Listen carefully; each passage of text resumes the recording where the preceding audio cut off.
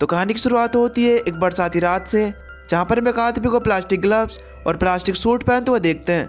लेकिन ये सूट वो बारिश से बचने के लिए नहीं, बल्कि सबूत ना छोड़े जाएं इसलिए पहन रहा था। खैर अब इसके बाद हम एक आदमी को देखते हैं जो कि उसकी गाड़ी के पास से सूट बूट पहने हुए अपना छाता लेकर गुजर रहा था। अब तभी वो किलर अपनी गाड़ी में से निकला और अपने चाकू से स्टेप कर उस आदमी को वहीं पर मार डाला। अब इसके बाद उसने उसकी लाश को अपनी गाड़ी के ट्रंक में डाल दिया। अब जब उसने अपना सूट उतारा तब उस आदमी का चेहरा साफ साफ देख पाते हैं। इस हत्यारे का नाम जैक है। उसने अपनी घड़ी में टाइम देखा और सही समय आते ही अपनी गाड़ी को लेकर वहां से निकल गया। खैर अब इसके बाद अगली सुबह हम हैरी नाम के एक आदमी को देखते हैं जो कि अपनी जिंदगी से पूरी तरीके से परेशान है। वो एक एक्टर बनना चाहता था, लेकिन उसको कुछ भी काम नहीं मिल रहा और तो और उसके पास एक फूटी कौड़ी तक भी नहीं है। हैरी अपनी जिंदगी से पूरी तरीके से परेशान आ चुका था, लेकिन उसी वक्त उसकी मकान मालकिन ने उसका दरवाजा खटखटाया और उसने उससे कहा कि वो उसके लिए नूडल्स लेकर आई है। हैरी ने उसकी बात को इग्नोर करने की कोशिश की, लेकिन वो अपने आप को रोक ही नहीं पाया। अब जैसे ही उसने दरवाजा खोला तो मालकिन ने उसके ऊपर चिल्लाना शुरू कर दिया, क्योंकि उसने पिछले कई महीनों से उसका किराया नहीं दिया है। मालकिन ने उसे कल सुबह तक किराया भरने के लिए कहा, वरना वो उसे कल सुबह तक घर से निकाल देगी। अब उसने वहां पर हैरी को नहाने के लिए भी कहा, क्योंकि पूरे घर में से गटर जैसी बदबू आ रही थी। खैर अब इसके बाद हैरी नहाने के लिए एक पब्लिक बाथरूम में गया, जहाँ पर एक आदमी अपने हाथों पर लगा खून साफ कर रहा था। अब वहाँ पर हैरी की नजर उस आदमी की बेशकीमती घड़ी पर पड़ी, जिससे कि हैरी समझ गया कि आदमी बहुत ज्यादा मालदार है। खैर अब इसके बाद हैरी नहाने लगा और इधर जैक भी नहाने के लिए बाथरूम में जा रहा था, लेकिन अब तभी हैरी के हाथ से उसका साबुन छूट गया और वहां से पास से गुजर रहे जैक का पैर उस साबुन के ऊपर आ गया, जिससे कि उसका पैर फिसला और वो बहुत जोर से नीचे गिरा। उसका सर जमीन में बहुत तेज लगा था, जिसकी वजह से वो वहीं पर बेहोश हो गया। वहां पर उसके लॉकर की चाबी उसका हाथ से छूटकर सीधा हैरी के पास जा गिरी। अब हैरी बाकी लोगों की तरह उसे देखने के लिए उसके पास गया। इसके बाद वो उसकी चाबी देने के लिए नीचे झुका, लेकिन अब तभी अचानक से उसका मन बदल गया और उसने जैक की चाबी अपनी चाबी से बदल दी। खैर अब इसके बाद जैक को हॉस्पिटल ले जाया गया और हैरी ने जैक के लॉकर के पास जाकर उसका लॉकर खोला। उस लॉकर को देखकर वहां पर हैरी की आंखें चमक उठी और वो जैक का सूट बूट पहनकर बाहर आ गया। इसके बाद हैरी अपनी मालकिन के पास गया और उसके सारे पैसे चुका दिए। इसके बाद वो और भी लोगों के पास गया जिसके ऊपर उनका कर्जा हो रहा था। उसने उनके सारे पैसे चुका दिए। अब आखिरकार वो जैक की बेशकीमती गाड़ी में आकर बैठा। उस गाड़ी में बैठकर वो सोचने लगा कि शायद मैं जो कुछ कर रहा हूँ वो सपना तो नहीं है। इसके बाद उसने हॉस्पिटल जाकर जैक को उसका सब कुछ लौटाने का फैसला किया, लेकिन अब वो जैसे ही हॉस्पिटल पहुंचा तो उसने देखा कि जैक उसका नाम ले रहा था। दरअसल सच तो ये था कि जैक को लग रहा था कि उसका नाम हैरी है, क्योंकि डॉक्टर ने उसे उसका नाम यही बताया था। असल में सर में चोट लगने की वजह से उसकी याददाश्त चली गई थी। अब जब हैरी को उसका पता चला तो वो तुरंत वहां से निकल गया। अब जब बाद में जैक हॉस्पिटल से जा रहा था तो उसे पता चला कि उसके पास तो बिल भरने लायक पैसे ही नहीं है। तब लीना नाम की एक पैरामेडिक को उसके ऊपर तरस आ गया। उसने जैक का बिल भरने का फैसला किया। अब जैक को नहीं पता कि वो कौन है, क्या काम करता है और कहाँ से आया है, लेकिन फिर भी उसने लीना से वादा किया कि वो उसके सारे पैसों को लौटा देगा। इसके बाद जब लीना उसे उसके घर छोड़ने के लिए गई तो उसने वहां पर उसका नाम और उसकी उम्र पूछी, लेकिन जैक को तो ये भी नहीं पता कि वो कितने साल का है। लेकिन अब जब जैक ने अपने कागज देखे तो उसे पता चला कि वो तो सिर्फ 32 साल का है। ये सुनने के बाद लीना हैरान रह गई, क्योंकि वो इससे तो बहुत बड़ा लगता है। वहीं इधर दूसरी तरफ हैरी जैक का पता ढूंढकर उसके घर पहुंच गया। इतना आलीशान घर देखकर उसके होश उड़ गए। उसने इतनी अमीरी अपनी जिंदगी में कभी भी नहीं देखी। भाई पैदा ही गरीब हुआ था। घर में घूमते हुए उसे बहुत सारी यूनिफॉर्म्स मिली जो कि जैक की थी। उसमें से कुछ पुलिस की थी तो कुछ मिलिट्री की। इधर दूसरी तरफ लीना और जैक के कागजों के अनुसार हैरी के घर आ पहुंचे तो उस घर की हालत को देखकर वो दोनों के दोनों हैरान रह गए। जैक को आखिर ये समझ में नहीं आ रहा था कि वो इस तरह के घर में क्यों रह रहा है। अब तभी लीना को अपने रेडियो पर एक एक्सीडेंट की खबर मिली।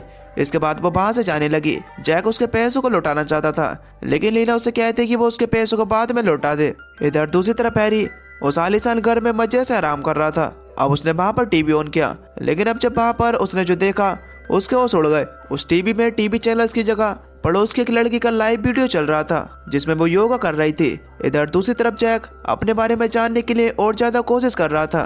तब उसने बाहर निकलकर पड़ोस के लोगों से बात करने की कोशिश की। उसने सभी के गेट खटखटाकर उनसे बात करने की कोशिश की, लेकिन सभी को तो लग रहा था कि कोई सेल्समैन है जो कि हमें कुछ न कुछ चिपकाने के लिए आया है। अब तभी उसकी मुलाकात वहां पर एक अजनबी से हुई जो कि बहुत ज्यादा गुस्सैल था। जैक उससे भी सवाल करने लगा, लेकिन उस गुस्सैल आदमी ने जैक पर हमला बोल दिया।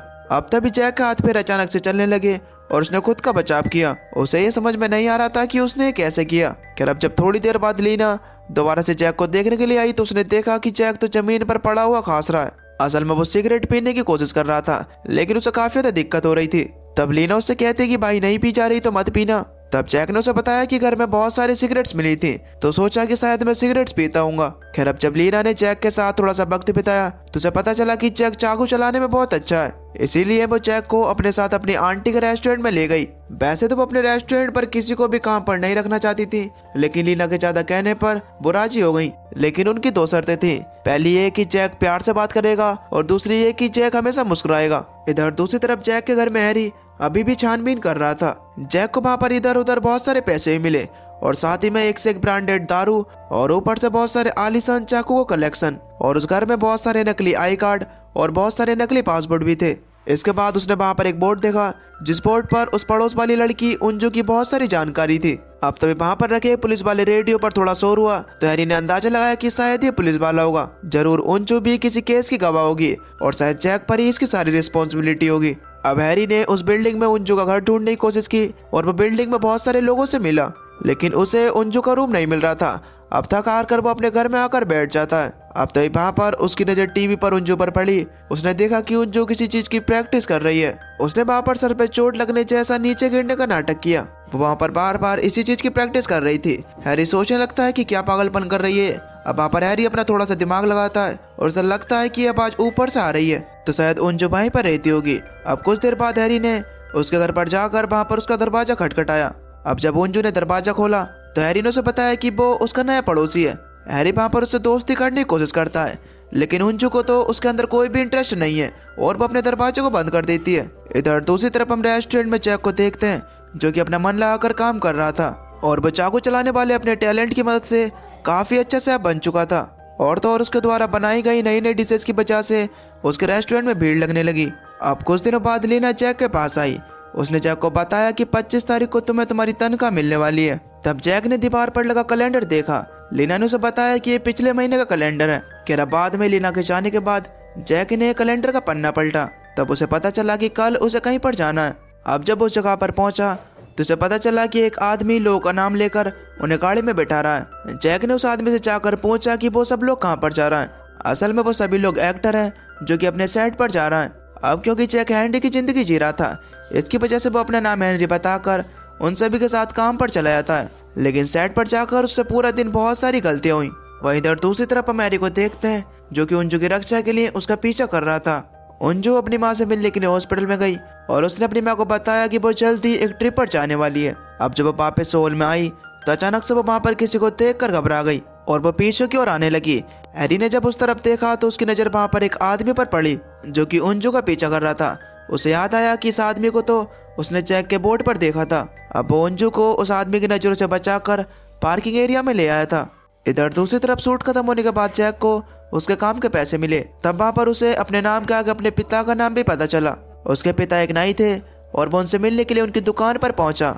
उसके पिता को लगता था कि हैरी एक नंबर का निकम्मा है और ये सुनने के बाद वहाँ पर जैक को बहुत बुरा लगता है और वो चुपचाप वहाँ से उठकर चला गया। अब बाद में उसने लीना को बताया कि वो पहले एक एक्टर बनने की कोशिश कर रहा था और अब जब उसे अपने सपने के बारे में पता ही चल गया तो अपने दुगने जज्बे के साथ अपने सपने को पूरा जरूर करेगा। इधर दूसरी तरफ हम हैरी को देखते हैं जो कि उंजू को देख रहा था। उंजू ने रात को अपना सारा सामान इकट्ठा करा और वो सड़क के उस पार जाकर खड़ी हो गई, लेकिन काफी देर तक भी उसके पास कोई भी नहीं आया।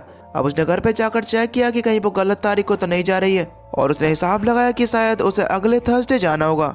इधर दूसरी तरफ जैक अपने घर पर अपने एक्टर बनने की तैयारी में जोरों शोरों से लगा हुआ था। बाद में जब अपने सेट पर पहुंचा तो उसे हीरो के बॉडीगार्ड का रोल मिला था, मगर जैसे ही फाइट सीक्वेंस शुरू हुआ तो जैक अपने आप को नहीं रोक पाया और वो बीच में घुसकर हीरो का बचाव करने लगा। अब शॉट खत्म होने के बाद डायरेक्टर ने उसके पास आकर उसका नाम पूछा। जैक ने वहाँ पर उससे माफी मांगी क्योंकि उसे ऐसा लग रहा था कि शायद उसने बीच में आकर सारा सीन खराब कर दिया है, लेकिन असल में डायरेक्टर उसकी फाइटिंग स्किल से काफी ज्यादा खुश था। खैर अब इसके बाद हम देखते हैं कि अगले थर्सडे को उंजू एक बार फिर से अपना सामान लेकर सड़क पर खड़ी थी, लेकिन वो वहाँ पर जिस भी इंसान का इंतजार कर रही थी वो एक बार फिर से वहाँ पर नहीं आया। उसी तरफ जैक जब अगले दिन अपने शूट पर पहुंचा तो उसे वहाँ पर कुछ डायलॉग दिए गए, लेकिन उसे अपने डायलॉग याद करने में काफी ज्यादा दिक्कत हो रही थी। जब डायरेक्टर ने स्टार्ट बोला तो वहाँ पर जैक अपना डायलॉग तो भूल गया, लेकिन उसने वहाँ पर 2 शब्द कह दिए और बस डायरेक्टर को उसके 2 शब्द में बहुत ज्यादा मजा आ गया।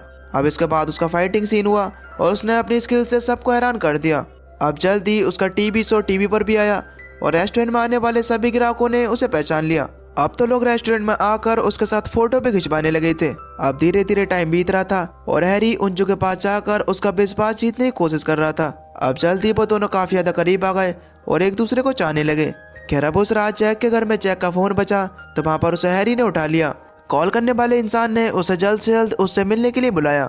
अब हैरी सनग्लासेस और मास्क पहनकर उस मीटिंग में पहुंच गया। वहाँ पर मौजूद सभी लोग हैरी की बहुत ज्यादा इज्जत कर रहे थे क्योंकि इन सबको पता है कि जैक कितना बड़ा हत्यारा है। उन लोगों ने वहाँ पर हैरी से कहा कि उसे पिछले महीने की 25 तारीख को उंजू को मारना था, पर उसने अभी तक अपना काम पूरा क्यों नहीं करा। उन लोगों ने वहाँ पर हैरी से कहा कि वो जल्द से जल्द अपने मिशन को पूरा करे, वरना अगर उंजू पुलिस के पास चली गई तो मामला गड़बड़ हो जाएगा। उसी वक्त हम देखते हैं कि एक आदमी खुफिया तरीके से इस मीटिंग की सारी बातें सुन रहा था। जब हैरी मीटिंग से उठकर चला गया तो उसने अपने आदमी को हैरी का पीछा करने के लिए कहा ताकि वो उंजू का पता लगा सके। अब जब हैरी घर पर लौटा तो वो बहुत ज्यादा गुस्से में था क्योंकि अब उसे बात समझ में आ चुकी थी कि जैक कोई पुलिस वाला नहीं बल्कि एक सीरियल किलर है। कुछ दिन बाद हम देखते हैं कि अब हैरी जैक का पीछा करने लगा था। आखिरकार जैक ने उसे रोककर उसे पूछ लिया कि तुम मेरे फैन हो क्या? हाँ सर, मैं आपका बहुत ही बड़ा फैन हूँ, जरा एक बार मेरे हथियार पर ऑटोग्राफ दे दो। इस पर जैक ने भी ज्यादा ना सोचते हुए उसका हथियार पर ऑटोग्राफ दे दिया। अब इस सब के दौरान जैक और लीना भी एक दूसरे काफी ज्यादा करीब आ चुके थे। खैर अगले थर्सडे को उंजू एक बार फिर से अपना सामान लेकर सड़क पर आई, पर इस बार हैरी ने उसके सामने जाने का फैसला किया। हैरी ने उससे कहा कि मैं एक पुलिस वाला हूँ जिसे तुम्हारी सुरक्षा के लिए तुम्हारे पास भेजा गया है। लेकिन असल में बात यह थी कि हैरी को उंजू से प्यार हो गया था और वह चाहता था कि ये दोनों साथ रहें। पर इस दौरान उस बिजनेसमैन के गुंडों ने हैरी और उंजू की तस्वीरें खींचकर अपने बॉस को दिखा दी, जिसने इन दोनों को ही जान से मारने का ऑर्डर दे दिया। खैर इधर दूसरी तरफ अगले दिन जैक के काम की छुट्टी थी, तब उसने लीना और उसकी फैमिली के साथ पिकनिक पर जाने का फैसला किया। उन सब ने वहाँ पर बहुत ज़्यादा मस्ती की और जैक ने वहाँ पर आसमान की तरफ देखते हुए सोचा कि उसे जिंदगी अब पसंद आने लगी है। मगर जब रात को ये सब लोग जब घर वापस लौट रहे थे तो तेज बारिश होने लगी। वहाँ पर रेडियो पर एक गाना बजा जिससे कि जैक को धीरे धीरे अपनी पिछली जिंदगी याद आने लगी। उसे उस एक्सीडेंट से पहले की बातें भी याद आने लगी, जिससे उसे पता चला कि वो पैसे से एक हत्यारा है। अब जैक सीधा उंजू से मिलने के लिए पहुंचा, लेकिन वहाँ पर हैरी को ऐसा लगा कि जैसे वो उसे मारने के लिए आया है। उसने जैक को रोकने की कोशिश की, लेकिन वो जैक के सामने टिक नहीं पाया। फिर बाद में जैक ने खुलासा किया कि वो असल में कोई हत्यारा नहीं है। दरअसल जब भी कोई अमीर बिजनेसमैन किसी को मारना चाहता है तो ज्यादातर उसे ही सुपारी मिलती है। तब जैक करता क्या था, वो उस इंसान से मिलकर उसका डेथ कॉन्ट्रैक्ट उसे दिखाता था। फिर जैक उनसे मरने का नाटक करने के लिए कहता ताकि वो लोग इस शहर से दूर जाकर एक नई जिंदगी की शुरुआत कर सके। अब ये सुनने के बाद वो लोग भी तैयार हो जाते थे, क्योंकि अगर उन्होंने जैक की बात नहीं मानी तो जैक तो नहीं मारेगा उन्हें, पर कोई और क्रिमिनल सुपारी लेकर जरूर मार देगा। इस तरीके से जैक बिना किसी की जान लिए हुए दोनों तरफ के लोगों को खुश कर देता था। फिर जैक ने उसे बताया कि किसी ने उसे उंजू को मारने का मिशन दिया था, क्योंकि उसके पास एक ऐसी पेन ड्राइव है जिसके बाहर आते ही उस बिजनेसमैन का पूरा धंधा चौपट हो सकता है। अब जैक ने उंजू को समझाया कि उसे देश छोड़कर जाना होगा, वरना ये लोग उसे जान से मार देंगे। लेकिन अब उंजू ने बताया कि वो हैरी को अकेला छोड़कर नहीं जा सकती, क्योंकि अब उसकी भी जान खतरे में। मगर हैरी ने वहाँ पर हताश होकर उससे कहा कि मैं तो वैसे भी अपनी जिंदगी से परेशान हूँ, मैं मर भी जाऊंगा तो कोई बात नहीं, तुम जाओ अपनी जिंदगी बचाओ। मगर यहाँ पर जैक के दिमाग में तो कुछ और ही प्लान चल रहा था, जिसमें इन तीनों को इकट्ठे मरने का प्लान करना होगा। फिर इसके बाद ये तीनों अपनी अपनी जिंदगी की नई शुरुआत कर सकेंगे। लेकिन इस मिशन को कामयाब करने के लिए इन तीनों को जबरदस्त परफॉर्मेंस देनी होगी, वरना अगर किसी को भी पता चल गया कि वो जिंदा है तो बाकी किलर्स उनका खात्मा कर देंगे। अंत में जैक लीना से लास्ट टाइम मिलने के लिए गया और उसने उसे बताया कि उसकी याददाश्त वापस आ चुकी है और अब वो सब कुछ छोड़कर वापस जा रहा है। जैक ने उसे बताया कि जिस इंसान को तुम जानती हो वो इंसान में नहीं हो, इसीलिए मुझे तुमसे दूर जाना होगा। अब ये सुनने के बाद वहाँ पर लीना को बहुत ही ज्यादा गुस्सा आया। लीना ने वहाँ पर जैक से कहा कि मुझे तुम्हारी पिछली वाली जिंदगी से कोई भी लेना देना नहीं है, अब जो तुम मेरे लिए हो वो ही सब कुछ हो। लेकिन फिर भी जैक अपने मिशन पर निकल जाता है। लीना जैक से बहुत ही ज्यादा गुस्सा थी और वो उसके पीछे पीछे चली आती है। अब जल्द ही जैक एक बेयर हाउस में पहुंचा, जहाँ पर ये सभी लोग अपने प्लान को अंजाम देने वाले थे। हैरी उंजू के साथ वहाँ पर आया। इधर बिजनेसमैन और उसके चेले इन तीनों पर नजर रखे हुए थे। हैरी ने वहाँ पर उन सबसे कहा कि उसने उंजू से झूठा प्यार किया था ताकि वो अपने जाल में फंसा कर वहाँ पर उंजू को मार सके, और इसके बाद हैरी ने उंजू को मारने का झूठा नाटक किया। खैर अब हैरी भी वहाँ पर पहुँच जाता है। इसके बाद ये दोनों वहाँ पर लड़ने का झूठा नाटक करने लगे। यहाँ पर हम देख पाते हैं कि उंजू का हाथ में एक खास प्रकार का कंट्रोलर था। लेकिन तभी दोस्तों हम यहाँ पर देख पाते हैं कि इनके सारा प्लान चौपट हो गया, क्योंकि यहाँ पर लीना अचानक से टपक पड़ी जैक उसे दूर धकेलने की कोशिश करने लगा, लेकिन लीना तो इस बात पर अड़ी हुई थी कि मैं तुम्हें वापस लेकर जाऊंगी। अब तभी जैक ने वहां पर हैरी को इशारा किया जिससे कि वो अपना नकली चाकू निकालकर उसके ऊपर अटैक कर सके। अब जैसे ही हैरी उसके ऊपर अटैक करने के लिए आया तो जैक ने लीना को साइड हटाकर उस नकली चाकू को अपने लगने दिया। फिर इसके बाद उसने उंजू को इशारा किया जिससे कि उसके बटन दबाते ही एक बड़ा सा कंटेनर आकर उनके ऊपर गिर पड़ा। अब वो गुंडे कंटेनर के पास आकर ये चेक करने लगे कि वो लोग मरे या फिर नहीं। वहीं इधर जैक जैसे तैसे कर लीना को चुप कराने की कोशिश कर रहा था। इस दौरान जैक ने हैरी को इशारा किया जिससे कि हैरी ने कंटेनर के नीचे से नकली खून बहा दिया। ये गुंडे इनके जाल में फंस गए और इन्हें लगा कि वो सबके सब मारे गए। खैर अब उन सभी गुंडों के जाने के बाद जैक और बाकी सब उस कंटेनर से बाहर निकले। अब क्योंकि उंजू और हैरी के ऊपर से सारी प्रॉब्लम खत्म हो चुकी थी, इसकी वजह से इन दोनों ने एक दूसरे को खुशी से गले लगाया। इधर जैक लीना के पीछे पीछे उसके साथ एम्बुलेंस में गया। वहां पर जैक ने उसे बताया कि उसकी असली उम्र 45 साल है। खैर यहाँ पर लीना ने उससे ज्यादा कुछ नहीं कहा और उसे उसके सूट पर छोड़ दिया। अब वहां पर शूटिंग के दौरान जैक अपनी लाइंस इस तरीके से बोल रहा था कि जैसे वो लीना से बातें कर रहा हो। उसने कहा कि कायदे से तो उसे चले जाना चाहिए, लेकिन उसने ऐसा नहीं करा क्योंकि अब उसे भी प्यार हो चुका है। दरअसल जैक अपनी सारी पुरानी यादें बुलाकर अब उसके साथ रहना चाहता था, जिससे कि वहां पर लीना बहुत ज्यादा खुश हुई। अब चलो इनकी जिंदगी भी सेट हो गई। और दोस्तों इसी के साथ ये मूवी यहीं पर खत्म हो जाती है। तो दोस्तों आपको ये मूवी कैसी लगी हमें नीचे कमेंट करके जरूर बताना। और अगर आपको वीडियो अच्छी लगी हो तो प्लीज़ वीडियो को लाइक कर देना। और अगर आप चैनल पर नए हो तो प्लीज़ चैनल को सब्सक्राइब कर बेल नोटिफिकेशन को ऑल पर सेलेक्ट कर देना। बाकी मैं मिलता हूँ आपको एक नई वीडियो में, तब तक के लिए till then take care, love you, bye bye.